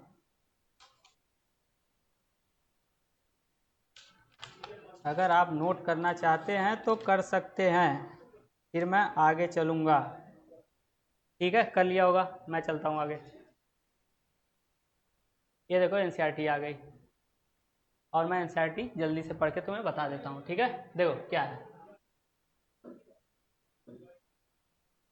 यहाँ देखो रंग भरता हूँ उसे। Unicellular organism are capable, unicellular organism समर्थ हैं क्या करने में, इंडिपेंडेंट एग्जिस्टेंस, मतलब ये किसी चीज पे डिपेंड नहीं है, ये आत्मनिर्भर है, ये स्वतंत्र है पूरी तरह से, इनकी डिपेंडेंसी किसी पे नहीं है, इनकी डिपेंडेंसी किसी पे नहीं है, इनकी डिपेंडेंसी किसी पे नहीं है। और दूसरी चीज क्या है, performing are essential function of life, जो मैंने तुम्हें बताया, मतलब जीवन के सारी जरूरी क्रियाएं ये करने में समर्थ हैं, इनको किसी की हेल्प नहीं चाहिए, ये अपने सारे काम भी कर लेते हैं और अपना अकेले रह भी लेते हैं, जस्ट लाइक संत टाइप है ये, देसी भाषा में समझो तो संत टाइप है, जो अपना खाना वाना सब रहना होना सब अपना अकेले करते हैं, कोई और नहीं करता है, ठीक है, किसी पे डिपेंड नहीं होते हैं, ठीक है।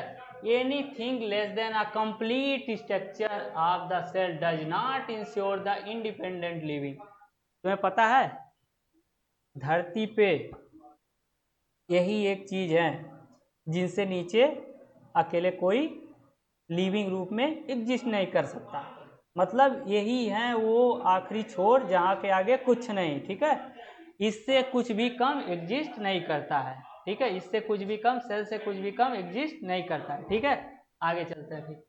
Hence cell is the fundamental structural and functional unit of all living organism, ये चीज़ें तुम्हें मैंने पहले ही बताया है, इसीलिए ये fundamental structural and functional unit of all living organism है। फिर आए Antonie von Leeuwenhoek, the first saw, वो जो मैंने बताया ना रॉबर्ट हुक, वो एक्स्ट्रा चीज़ है फिर भी याद रखो।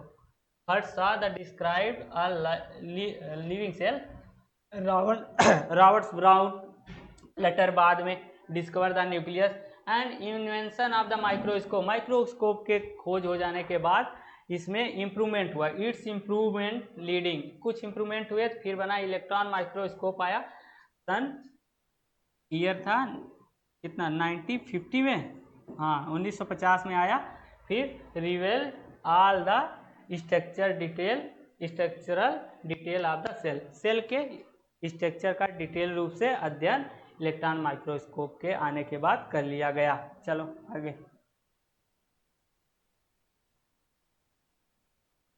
सेल थ्योरी आ गई, सेल थ्योरी। अब हम पढ़ेंगे सबसे इम्पोर्टेंट टॉपिक, इससे आते हैं क्वेश्चन एग्जाम में, इससे आते हैं क्वेश्चन। अब देखो चैप्टर का सबसे बढ़िया शुरुआत यहीं से होता है, कहाँ से, सेल थ्योरी से। अब हम पढ़ेंगे सेल थ्योरी। जानते हो दो वैज्ञानिक हुए, कौन कौन, एक हुए स्लेडन,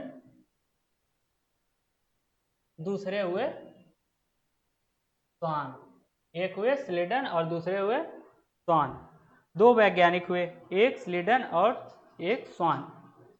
स्लीडन जो थे ये जर्मन बॉटनिस्ट थे, ठीक है, 1838 में ये प्लांट सेल पे अध्ययन कर रहे थे, प्लांट पे अध्ययन कर रहे थे, किस पे, ये प्लांट का अध्ययन कर रहे थे, बॉटनिस्ट हैं तो प्लांट का ही अध्ययन करेंगे, ठीक है, प्लांट पर अध्ययन कर रहे थे। इन्होंने ऑब्जर्व किया, क्या ऑब्जर्व किया, इन्होंने ऑब्जर्व किया कि सारे प्लांट जो होते हैं वो इन्होंने ऑब्जर्व किया सारे जो प्लांट होते हैं वो डिफरेंट टाइप के सेल से बने होते हैं, और सेल डिफरेंट टाइप के सेल और टिश्यू से बने होते हैं। ठीक है, इन्होंने ऑब्जर्व किया। इन्होंने देखो, ये जर्मन बॉटनिस्ट थे, याद रखो ये सारी चीज़ें, ये सारी लाइनें एनसीईआरटी की है, याद रखो, बस यही काम किया। ये जर्मन बॉटनिस्ट थे। कौन थे? ये जर्मन बॉटनिस्ट थे। और 1838 में इन्होंने ऑब्जर्व किया, प्लांट पर ये अध्ययन कर रहे थे। इन्होंने ऑब्जर्व किया कि प्लांट जो है डिफरेंट टाइप की सेल और टिश्यू से मिलकर बना है। आओ देखते हैं क्या कहा, यहाँ पर क्या लिखा है। यहाँ पर यही सारी चीज़ें लिखी होंगी जो मैं बोल चुका हूँ। देखो, 1838 में जर्मन बॉटनिस्ट थे। हाँ, examine a large number of plant, इन्होंने बहुत सारे ट्रीज पर, प्लांट्स पर अध्ययन किया और ऑब्जर्व क्या किया इन्होंने ऑब्जर्व किया, ऑल प्लांट, सारे प्लांट आर कंपोज्ड मतलब बने हुए different kinds of cell and which form tissue, वो सेल जो है टिश्यू बनाती है प्लांट की। जो डिफरेंट काइंड्स ऑफ सेल मतलब विभिन्न प्रकार की सेल जो होती है वो मिलकर टिश्यू बनाती है प्लांट की टिश्यू को इन्होंने ऑब्जर्व किया। फिर क्या हुआ, उसी टाइम पे एक साल के ऊपर नीचे में एक और साइंटिस्ट थे जो अपने देश में अलग किस पे अध्ययन कर रहे थे, एनिमल सेल पे, इस पे एनिमल सेल पे। उन्होंने क्या देखा, इधर है, उनका नाम क्या था, स्वान था, जिन्होंने 1847 में ब्रिटिश जूलॉजिस्ट थे। क्या थे? ब्रिटिश जूलॉजिस्ट थे। इन्होंने 1839 में स्टडी किया, ब्रिटिश जूलॉजिस्ट थे, यहाँ पर देख लो है, स्टडी ऑन एनिमल सेल, और एनिमल के साथ साथ इन्होंने प्लांट सेल पर भी स्टडी की। किस पे? Plant cell, animal cell and plant cell, दोनों पे इन्होंने स्टडी की, एनिमल पर भी और प्लांट पर भी। पर ये सेल नहीं होना चाहिए, एनिमल या प्लांट, एनिमल और प्लांट पर स्टडी किया इन्होंने और रिपोर्ट किया। क्या इन्होंने देखा, क्या देखा होगा, है बताओगे कुछ? है इन्होंने देखा, क्या देखा, सारी चीजें इन्होंने देखकर एक हाइपोथेसिस दी, समान है, मतलब एक अपना विचार दिया। क्या दिया? All bodies of animal and plant are composed of cells and product of cell, सारे प्लांट और एनिमल की बॉडी जो है वो या तो सेल से बनी है और सेल के प्रोडक्ट से बनी है। इन्होंने ये बात किसने बोली? स्वान ने बोली। ये बात किसने बोली? स्वान ने बोली कि सारे प्लांट और एनिमल की बॉडी या तो सेल से बनी है और उसके प्रोडक्ट से बनी है। ठीक है, ये चीज किसने बोला? स्वान ने बोला। बेटा जानते हो सेल को, जानते हो? हैं, सेल को जानते हो? आओ तुम्हें सेल दिखाता हूं, क्या है सेल। ये देखो, ये मान लो एक सेल है। इन्होंने स्टडी किया कि सारे के सारे एनिमल और प्लांट कंपोज्ड होते हैं सेल से और इसके प्रोडक्ट से। ये सेल है। सेल की ये जो एक सेल क्या होती है, देखो सेल इन्होंने स्टडी किया तो ये सारी चीजें इन्होंने अध्ययन किया। क्या इन्होंने पाया? कुछ चीजें हैं एनसीईआरटी में लिखी, मैं तुम्हें वो बताता हूँ। ये जब स्टडी कर रहे थे ना, इन्होंने एक चीज पाई, सेल के चारों ओर एक मेम्ब्रेन पाई, जिन्हें आज हम क्या कहते हैं? सेल मेम्ब्रेन कहते हैं। क्या कहते हैं? जिन्हें आज के टाइम में हम सेल मेम्ब्रेन बोलते हैं, आउटर थिन लेयर। इन्होंने क्या किया, ये जो है ना, जब स्टडी कर रहे थे एनिमल सेल पे, तो इन्होंने देखा सेल के चारों तरफ एक थिन लेयर होती है, जिन्हें आज के समय में हम लोग क्या कहते हैं? सेल मेम्ब्रेन कहते हैं। इन्होंने ऑब्जर्व किया कि सेल के चारों ओर एक थिन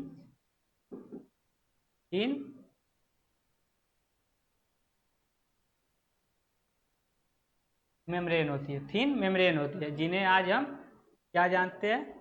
इसी को आज हम क्या कहते हैं? Cell cell membrane. इन्होंने एक चीज और देखी, क्या देखी कि एनिमल सेल में तो सिर्फ सेल मेम्ब्रेन है, लेकिन प्लांट सेल में एक डेड मटेरियल का आउटर कवरिंग है। क्या है? डेड मटेरियल का आउटर कवरिंग है। तो एक सेल और मैं बना दूं क्या इधर, ये देखो, ये तो एनिमल सेल, ये दिखा देता हूं तुम्हें।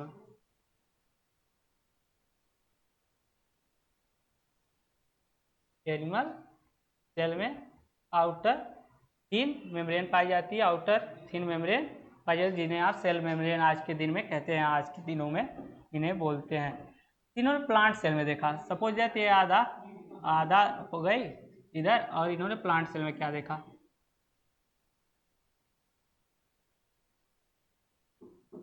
प्लांट सेल में इन्होंने देखा कि सेल मेम्ब्रेन के साथ साथ कुछ और भी है, सेल मेम्ब्रेन के साथ साथ कुछ और भी है। प्लांट सेल में इन्होंने देखा सेल मेम्ब्रेन के साथ साथ आउटर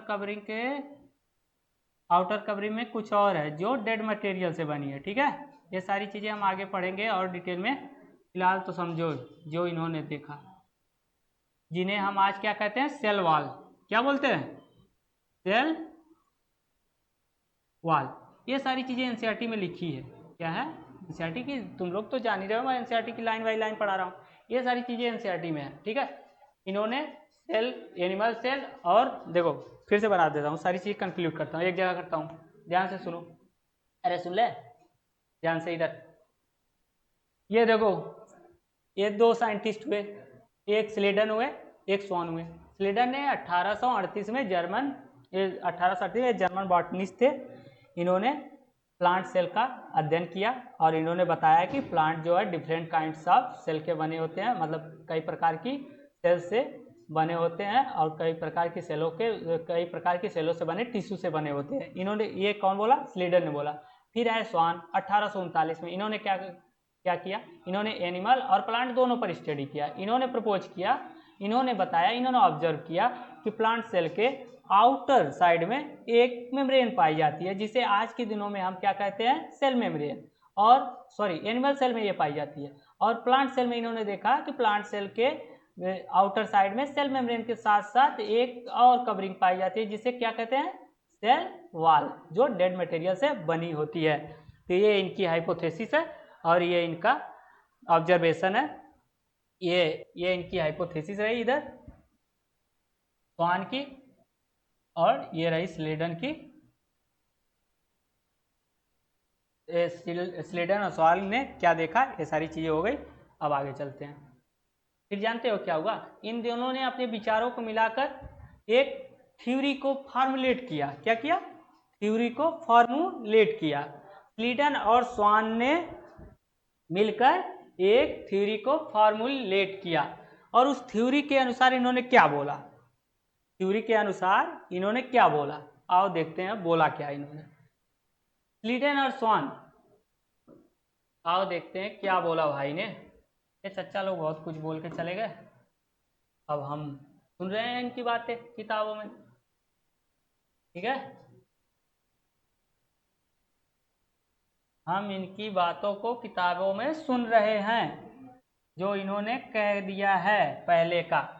ठीक है, आओ देखो, ये क्या हो रहा है, एक मिनट रुकना, रुक करना, तो बहुत परेशान किया है यार, मुझे पता है काफ़ी लोगों ने परेशान किया है, उसी तरह ये भी किया है, पर मैं परेशान होने वाला नहीं, मैं थक के हार के बैठने वाला नहीं, और तुम्हें से भी आशा करूँगा तुम भी थक हार के बैठने वाले नहीं हो।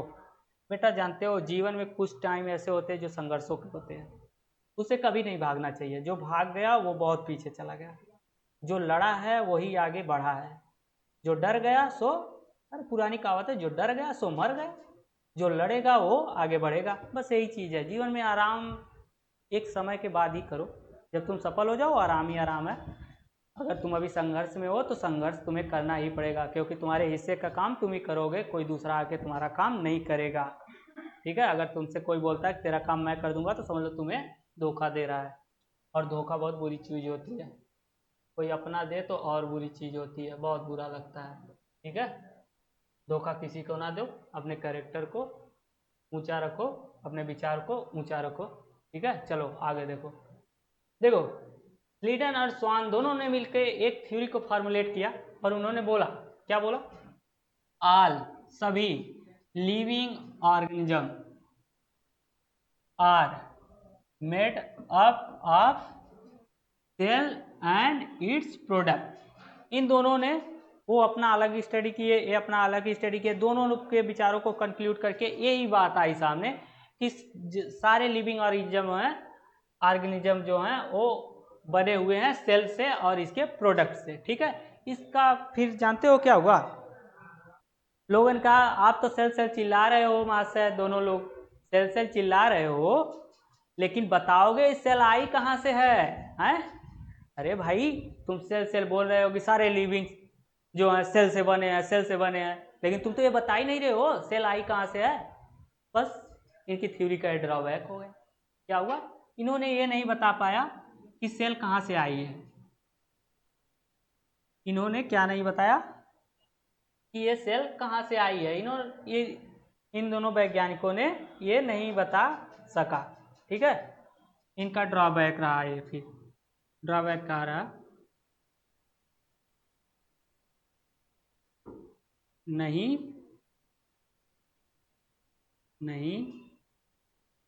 बता पाए सेल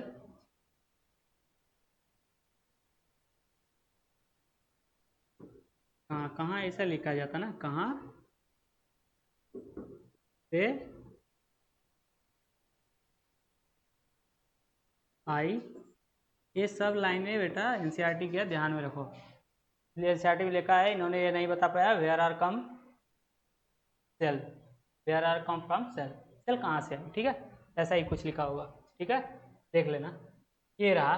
तो फिर क्या है ना, ये तो असमर्थ हो गए। फिर आया समय, समय बदला, विचार बदले, क्रांति आई। समय बदलता है, विचार बदलते हैं तो क्रांति आती है। ठीक है, पुराने सताए हुए लोग क्रांति के कारक बन जाते हैं। ठीक है, हाँ तो कौन सा समय आया? समय आ गया भाई कौन सा? 1855। कौन आया? कौन आया समय? 1855। देखते हैं फिर 1855 में एक वैज्ञानिक हुए रोडाल्फ विर्चो। कौन हुए? रोडाल्फ विर्चो। उन्होंने कहा दादा तुम तो सही बोले, चचा तुम दोनों ने तो सही बोल दिया कि सेल तो लिविंग ऑर्गेनिज्म तो सेल से ही मिलके बनी है, लेकिन तुम ये नहीं बता पाए कि ये सेल आई कहाँ से है। मैं खुश हूँ कि तुमने आधा बता दिया, और आधा इस बात से और ज़्यादा खुश हूँ कि आधा इसके आगे का मैं बताऊंगा। तो उन्होंने क्या बताया, आइए देखते हैं। ये रहे अपने रोडाल्फ विर्चो। ठीक है, इन्होंने क्या कहा? इन्होंने कहा ये 1855 में इन्होंने सेल थ्योरी को, इन्होंने क्या किया? सेल थ्योरी को मॉडिफाई कर दिया। मॉडिफाई का मतलब समझते हो? कोई चीज जो नेचुरल है उसमें कुछ अपनी तरफ से ऐड करके या कुछ निकाल के उसके आकार में थोड़ा परिवर्तन कर दो तो मॉडिफाई हो गया। मतलब उन्होंने जो फार्मुलेट किया था थ्योरी सेल थ्योरी, उसको रोडाल्फ विर्चो ने मॉडिफाई कर दिया। क्या कर दिया? मॉडिफाई कर दिया। मॉडिफाई करके इन्होंने क्या कहा देखो, modify the cell theory, रोडाल्फ Virchow 1855 में। ये ईयर याद रखना, जितने भी ईयर मैं बोला हूँ सारे के सारे काम के हैं, याद ही रखना उनको है। ठीक है, मॉडिफाई द सेल थ्योरी। और सेल थ्योरी को मॉडिफाई करके इन्होंने क्या बोला, और सेल थ्योरी को जो मॉडिफाई करके इन्होंने फाइनल स्टेप उसको दिया, मतलब फाइनल रूप से बताया कि नहीं जो आपने बोला वो भी तो ठीक है, लेकिन उसके साथ साथ इनको जोड़िए और भी सही हो जाएगा। और इन्होंने उसको फाइनल स्वरूप दे दिया, फाइनल शेप दे दिया। और फाइनल शेप में इन्होंने क्या बोला, आओ देखते हैं। ये लैटिन वर्ड्स हैं, लैटिन वर्ड्स हैं। ओमनीज, इन्होंने कहा ओमनीज सेलुला ई सेलुला। इन्होंने कहा ओमनीज मतलब होता है आल,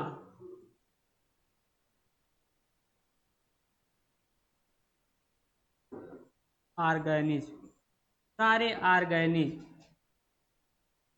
सेल से बने होते हैं। और जो सॉरी मुनीष सेलुलर, सॉरी एक मिनट रुक जाओ, कुछ मिस्टेक हो रही होगी मुझसे। वैसे तो मैं सही लिखा हूँ, कोई दिक्कत है नहीं। हाँ चलो, इन्होंने कहा जो सेल है ना ये प्री एग्जिस्टिंग मतलब पहले से एग्जिस्ट करने वाली सेल को डिवाइड करके बनती है। इन्होंने क्या जोड़ दिया उसमें, सेल। लोगों ने पूछा ये सेल आती कहाँ से है, तुमने तो ये बताया नहीं। स्लीडन एंड स्वान से पूछा, तुमने तो ये बताया नहीं। फिर आए रोडाल्ड विर्चो, इन्होंने कहा मैं बताता हूँ। जो सेल है ना ये पहले से जो सेल है उसको डिवाइड करके आती है। Come the cell are arise from pre existing cell. क्या है, the cell arise from pre existing cell, जो पहले से एग्जिस्ट करती है सेल, उसके सेल में उसमें डिवीजन होता है तो नई सेल बनती है, जो हम सेल डिवीजन में बहुत ही डिटेल रूप से पढ़ेंगे। ठीक है, इन्होंने ये कहा। तो फिर इन्होंने फाइनल स्वरूप दे दिया।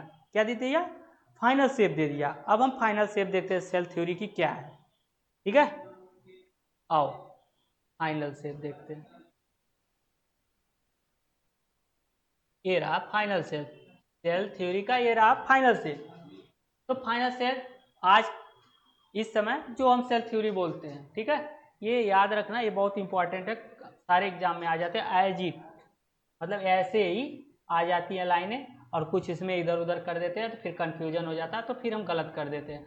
सेल थ्योरी के स्टेटमेंट और सारे साइंटिस्ट, इससे जुड़े सारे साइंटिस्ट और ईयर आपको याद ही रखने हैं।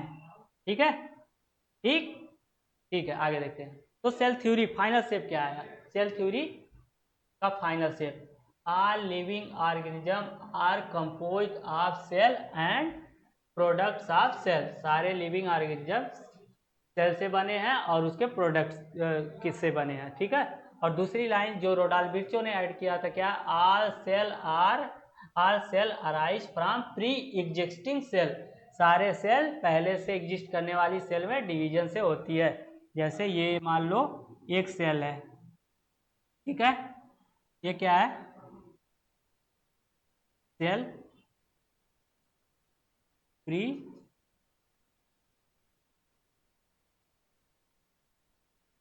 एग्जिस्टिंग सेल है, पहले से सेल है।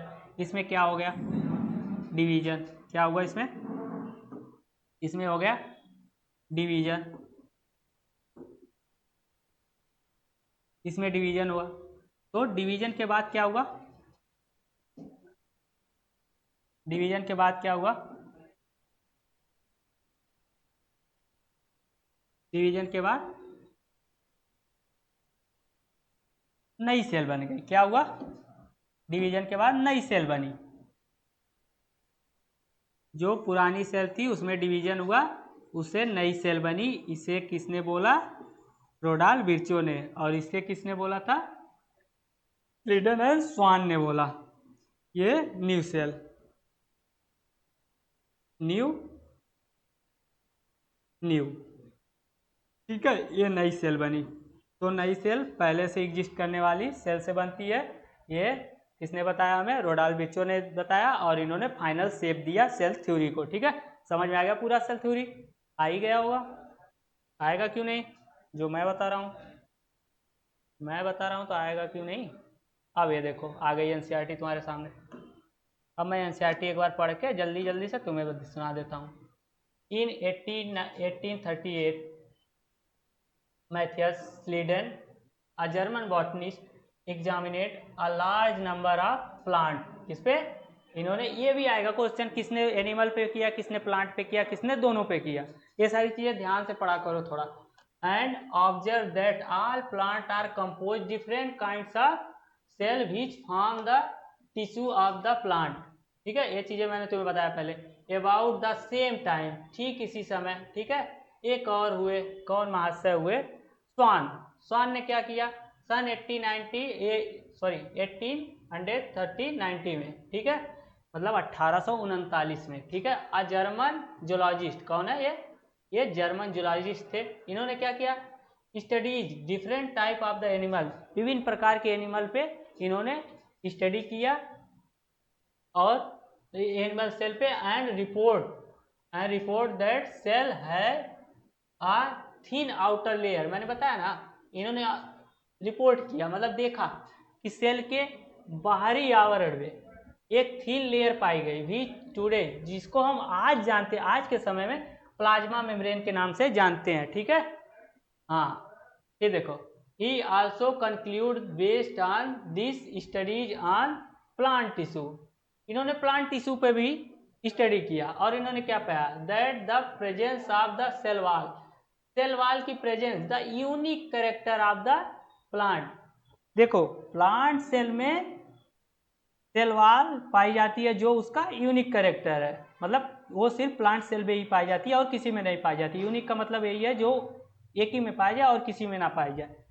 कहते हो ना ये मेरी स्टाइल है, तो मतलब तुम बहुत गट्स से कहते हो, मतलब हिम्मत से कहते हो ये मेरी स्टाइल है, मतलब ये सिर्फ तुम्हारी ही है और किसी की नहीं है। हाँ ये तुम्हारी ही है और किसी की नहीं है। उसी तरह प्लांट सेल की स्टाइल ये है, मतलब तुम्हारे शब्दों में बोलूँ तो प्लांट सेल की स्टाइल ये है कि उसके पास सेल वॉल है, उसका यूनिक कैरेक्टर है। ठीक है, ये चीज़ें इन्होंने स्टडी किया। फिर on the basis of this Schwann proposed, Schwann ने, किसने, स्वान ने प्रपोज किया एक हाइपोथेसिस प्रपोज किया।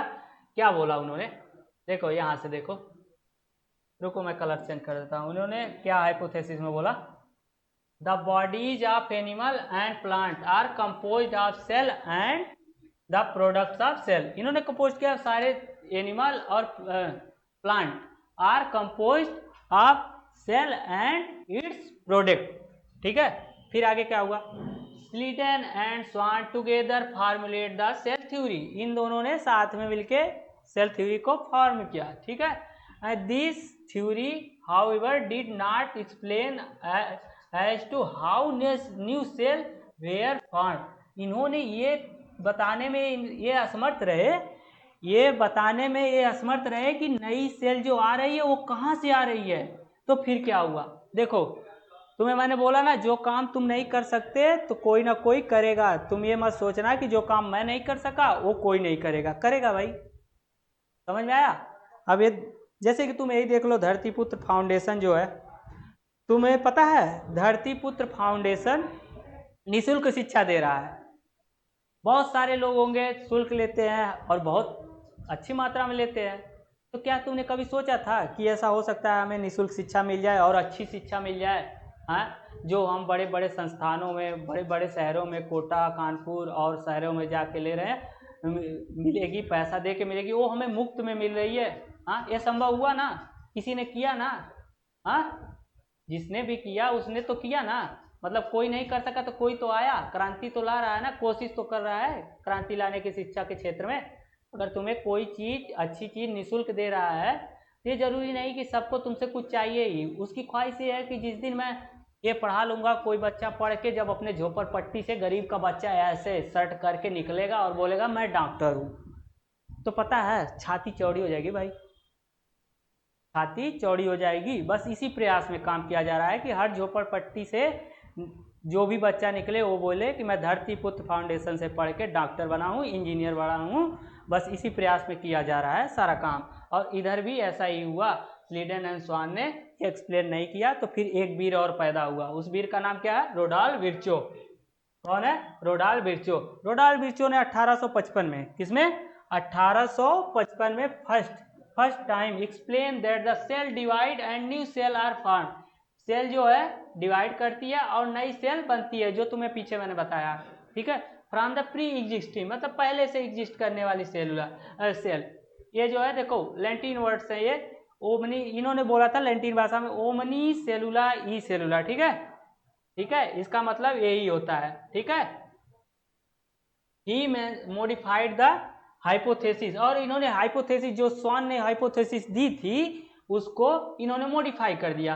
और मॉडिफाई करके क्या किया, हाइपोथेसिस स्लीडन एंड स्वान ने जो दी थी उसे मॉडिफाई करके इन्होंने सेल थ्योरी को फाइनल शेप दिया। और जिसे हम आज जानते हैं, जिन्हें आज हम पढ़ते हैं, इन्होंने क्या बोला, पहली line, all living organism are composed of cell and its product and all cell are arise from pre existing cell. ठीक है, ये एनसीईआरटी में लिखा है, मैंने एनसीईआरटी में तुम्हें बता दी।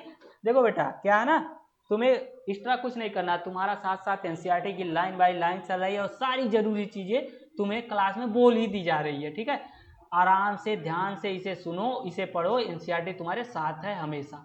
अगर तुमने ये लेक्चर पढ़ लिया और एनसीईआरटी को पढ़ लिया साथ में सामने रख के, बस खत्म बात, तुम्हारी बायो तुम्हारे हाथ में। ठीक है, ऐसे ही पढ़ना है। ठीक है, एनसीईआरटी बहुत गहरी किताब है, इसके एक एक शब्दों में बहुत बड़े बड़े राज छुपे हुए हैं। ठीक है, इसलिए ऐसे पढ़ना बहुत जरूरी है। तो देखो, ये सब तो हो गई थ्योरी की बात।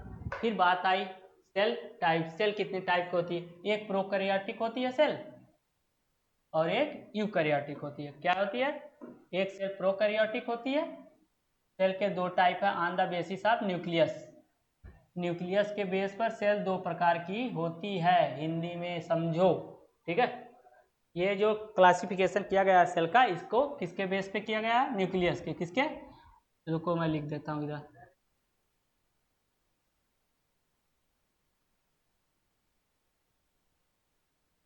रुको यार, मैं अच्छा लिखने के चक्कर में बहुत बुरा लिख देता हूँ।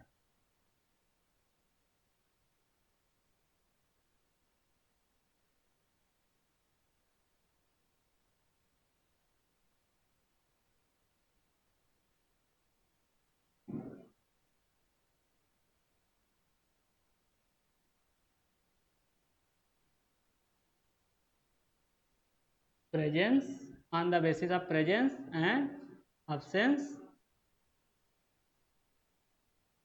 Of nucleus. न्यूक्लियस के प्रेजेंस और absence पे इसे देखा गया है, दो भागों में बांटा गया है। एक है प्रोकैरियोटिक, एक है यूकैरियोटिक। ये चीज़ें तुम्हें याद करने वाली चीज़ें है, मैं जल्दी जल्दी तुम्हें बता देता हूँ, तुम समझ लेना। ठीक है, देखो प्रोकैरियोटिक में क्या होता है? न्यूक्लियस absent होता है। न्यूक्लियस प्रोकैरियोटिक में फर्स्ट फर्स्ट पॉइंट क्या है? रुको बताता हूँ।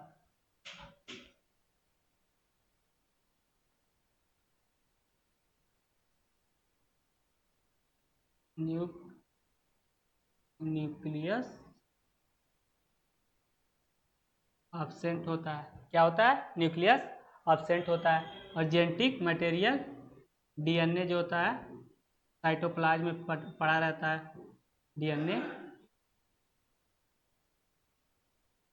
जेनेटिक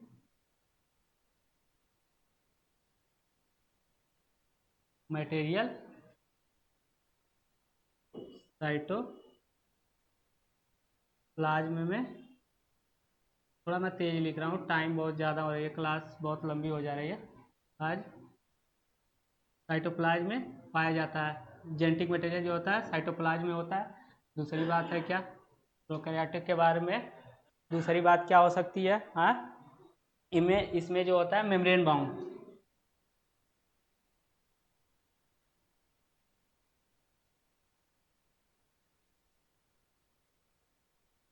बाउंड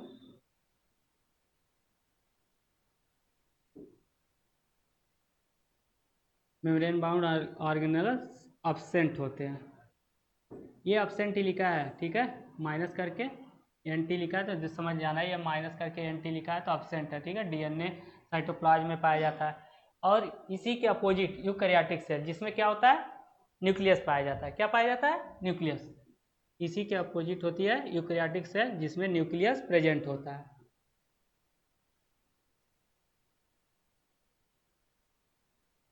न्यूक्लियस प्रेजेंट होता है। दूसरी चीज जेनेटिक मटेरियल मतलब डीएनए न्यूक्लियस में पाया जाता है। न्यूक्लियस हिंदी में लिख देता हूँ मैं, पाया जाता है। तीसरी चीज क्या है?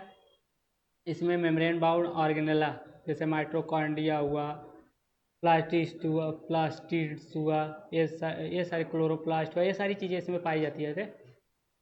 यार रुको, अरे यार थोड़ा अच्छे से लिख दूँ मैं, थोड़ा अच्छे से मैं लिख देता हूँ। क्या है, क्या लिखना था मुझे? हाँ, मेम्ब्रेन बाउंड, मेम्ब्रेन बाउंड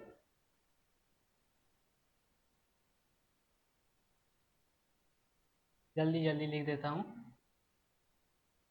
ये सब समझ लेना, तुम तो जानते ही हो, देख लेना। मेम्ब्रेन बाउंड ऑर्गेनेला समझ में आ रहा है ना, ठीक है ना। अच्छा मैं साफ लिख देता हूँ यार, मैं थोड़ा सा साफ लिखने की कोशिश करता हूँ।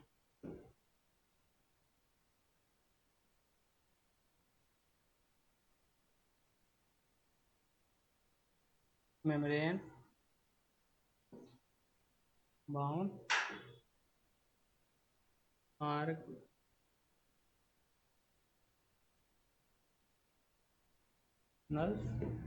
प्रेजेंट होते हैं, ठीक है, ठीक है। और ये प्रोकैरियोटिक का एक यूनिक कैरेक्टर होता है, यूनिक कैरेक्टर, कि इसमें इंक्लूजन बॉडी पाई जाती है। क्या पाई जाती है?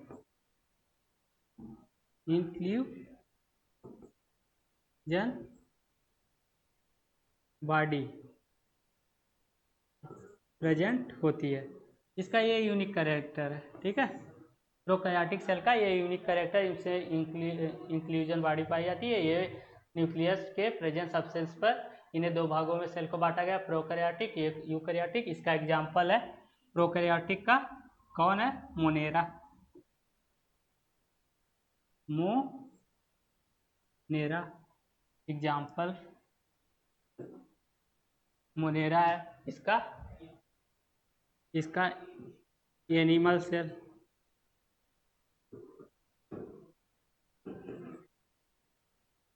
एनिमल सेल, प्लांट सेल और फंजाई सेल, ठीक है। देखो क्या होता है, प्लांट सेल में सेल मेम्ब्रेन पाई जाती है, ऐसी होती है, सॉरी एनिमल सेल में, और प्लांट सेल में ये सेल मेम्ब्रेन के साथ साथ एक आउटर लेयर भी पाई जाती है जिसे सेल वॉल कहते हैं, सेल वॉल पाई जाती है। फंजाई में भी कुछ ऐसा ही है, फंजाई में भी कुछ ऐसा ही है। इसमें देखो सेल मेम्ब्रेन, ये न्यूक्लियस रहा और इसके आउटर कवरिंग काइटिन की बनी होती है ना, ऐसा ही कुछ है, देख लेंगे। हाँ ऐसा ही कुछ है, ये मतलब एक आउटर लेयर और पाई जाती है, सेल वॉल कहते हैं, ठीक है। सेल वॉल प्रेजेंट होते हैं, इसमें भी थोड़ा अलग टाइप के, ठीक है। ये रहा, ठीक है, ये समझ में आ गया। प्रोटिस्टा भी होता है ना, यूकैरियोटिक, मोनेरा प्रोटिस्टा, चलो वो तो समझ गए, ये सेल होती है यूकैरियोटिक प्रोकैरियोटिक। आगे चलते हैं, आगे देखते हैं क्या है। ये आ गया नंबर की यूकैरियोटिक सेल दो प्रकार की हो सकती है, फिर यूकैरियोटिक सेल दो प्रकार की हो सकती है। जल्दी जल्दी ये सारी चीज़ें देख लो क्योंकि आगे इन सब चीज़ों का यूज होना है, ठीक है। एक मल्टी सेलुलर होती है, एक यूनिसेलुलर होती है। यूनिसेलुलर का एग्जाम्पल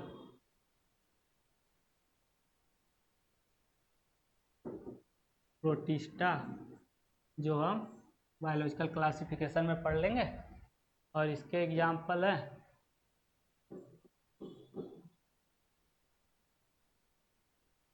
एनिमल,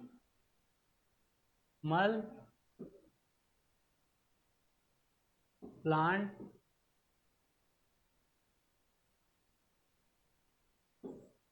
फंजाई, ठीक है। इसके एग्जाम्पल ये है, इसके एग्जाम्पल ये है। यूनिसेलुलर, मल्टीसेलुलर मतलब इसमें सिंगल सेल होती है और इसमें मेनी सेल होती है, कई सेलों से मिलके बना होता है, मेनी सेल होती है, ठीक है। ये रहा तुम्हारा मल्टी सेलुलर यूनिसेलुलर का मतलब, ठीक है, आगे यूज होगा। अब आगे चलते हैं, ये रहा आखिरी चीज, आज का आखिरी है, ठीक है। देखो एटम होते हैं छोटी छोटी चीजें, मतलब ये एटम छोटा छोटा छोटा छोटा एटम होता है। एटम से मिलके कई सारे एटम मिलके क्या बना देते हैं, एक बड़ा सा मॉलिक्यूल, मान लो थोड़ा अपने से बड़ा, कई लोग मिलके मॉलिक्यूल बना दिए, हैं, समझ में आया? मॉलिक्यूल बना दिए। फिर कई मॉलिक्यूल मिलके मैक्रो मॉलिक्यूल, जैसे डीएनए,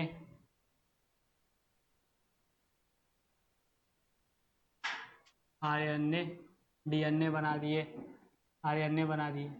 फिर डीएनए और आरएनए से मिलके ऑर्गेनेला बन गया। ऑर्गेनेला जैसे माइटोकॉन्ड्रिया,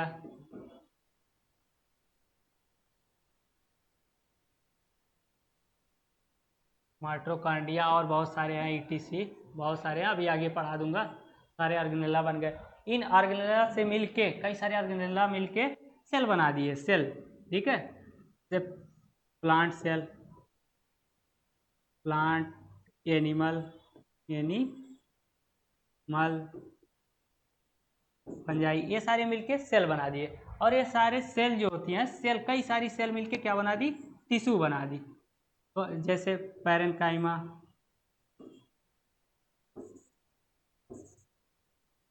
सॉरी पैरेन्काइमेटस सेल से मिलके टिश्यू बने। एक मिनट रुको, टिश्यू बना दिया इन लोगों ने।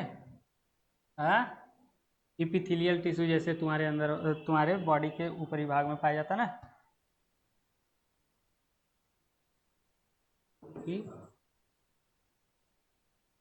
इपिथेलियम, इंडोथेलियम, ऐसे ऐसे बहुत सारे सेल होते हैं ना, ये सारी टिश्यू होते हैं ना, इन सब से मिलके कई सारी सेल मिलके टिश्यू, कई सारी सेल मिलके ऑरिजिनेट हो जाती है, मतलब एक ही काम करने के लिए टिश्यू बना देते हैं। फिर इन टिश्यू से आर्गन बन जाते हैं। आर्गन मतलब जैसे तुम्हारा क्या हो गया, हार्ट हो गया,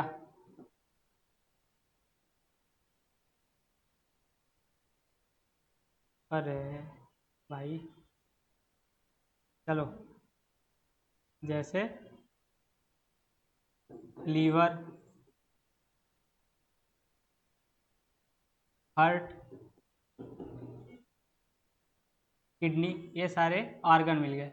ये सारे ऑर्गन, कई सारे ऑर्गन मिलके ऑर्गन सिस्टम बना देते हैं, जैसे सर्कुलेटरी सिस्टम और डाइजेस्टिव सिस्टम।